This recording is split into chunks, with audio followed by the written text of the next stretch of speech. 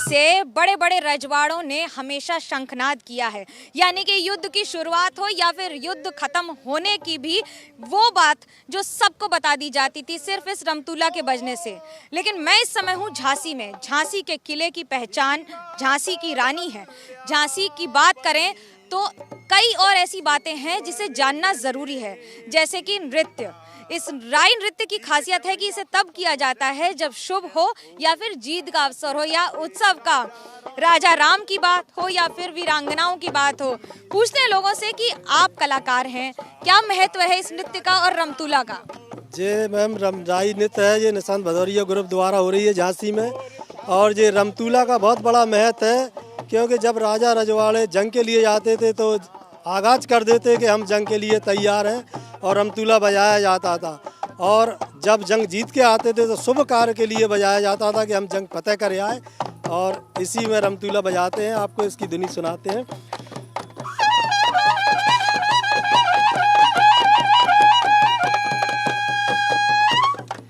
रमतुल्ला बजाने में मेहनत कितनी लगती है और अगली पीढ़ियां इसमें आ रही हैं कि नहीं? बहुत मेहनत लगती है। हमारे दादा परदादा बजाते रहे और अभी हम बजा रहे हैं, और हम अपने बच्चों को भी सिखा रहे हैं।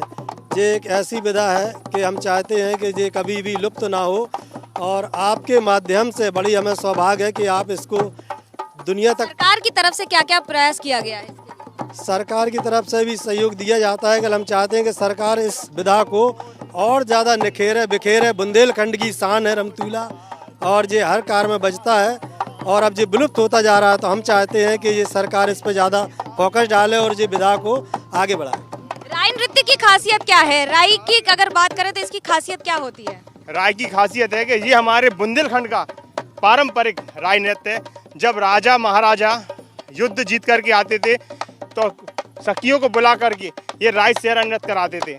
और राई सेहरा नृत्य की खासियत ये भी है कि जब गांव में सरसों पक जाती थी तो गांव वाले इकट्ठे होकर के, नारियाँ इकट्ठे होकर के, उस समय लाइटें नहीं चलती थी, तो लाइटें को लेकर के और मिसाल को लेकर के गांव में चलते थे, आगी जलाते थे रास्ते में, फिर ये राई सेहरा नृत्य करते थे।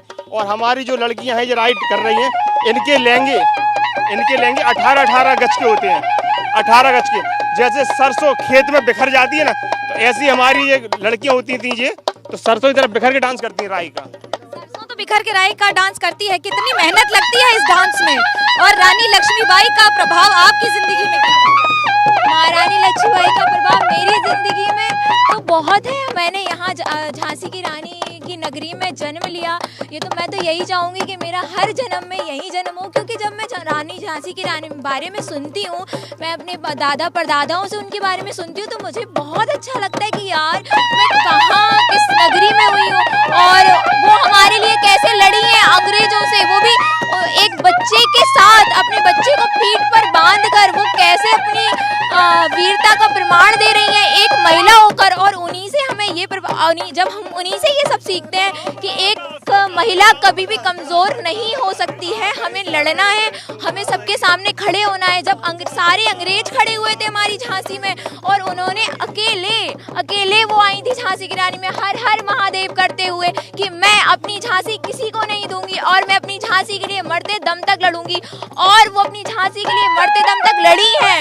उन्होंने जब भी उनकी जान गई थी तो उन्होंने सभी अंग्रेजों को मारकर खुद वीरता का प्रमाण दिया है कि मैं झांसी की रानी। उस टाइम उनकी जब मृत्यु हुई थी तब वो सारे अंग्रेजों को मारकर हम लोगों को आज़ादी दिलाकर तब वो इतना आगे बढ़ी थी। समय बदल गया है, इस बार चुनाव का माहौल है, लेकिन 18 गज का लहंगा हो या फिर राई नृत्य हो, दिखना होगा और देखना होगा कि आखिरकार झांसी की जनता कैसे झांसी का परचम आगे बढ़ाती है। कैमरा पर्सन सूरज पांडे और चंद्रकांत यादव के साथ मनोज्ञा लोईवाल, झांसी, एबीपी न्यूज।